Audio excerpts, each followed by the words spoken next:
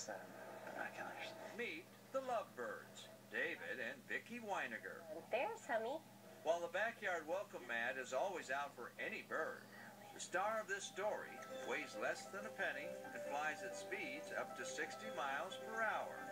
The ruby-throated hummingbird.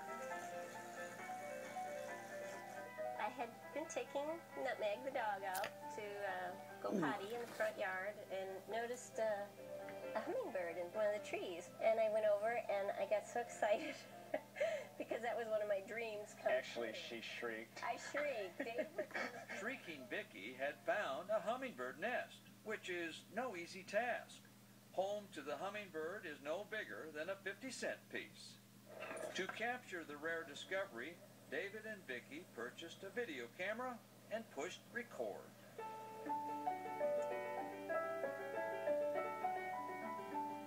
The thing with hummingbirds, everything interesting happens quickly.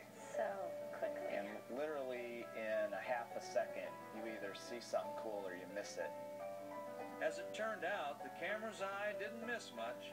Starting on a pine branch, the nest building begins. Spider webs are tucked in place for support.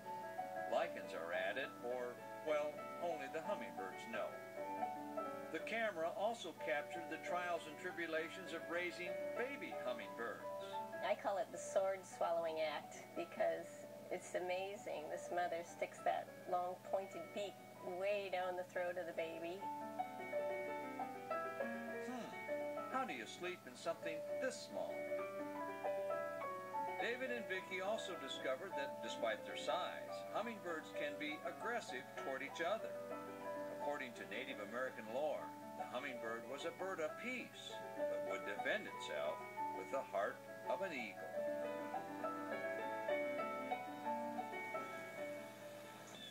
Eventually, the hummingbird filmmakers decided to make their own hummingbird movie. There's my 80 or so tapes that Vicki and I took when we were filming the bird. Which started an editing project lasting 3.5 years. I spent a week on this scene. Finally, their hummingbird version of Gone with the Wind was complete. One of our songs that we ended up using was Wind Dancer, and we figured, Wind Dancers, that's perfect. And that's a wrap. Isn't that cool?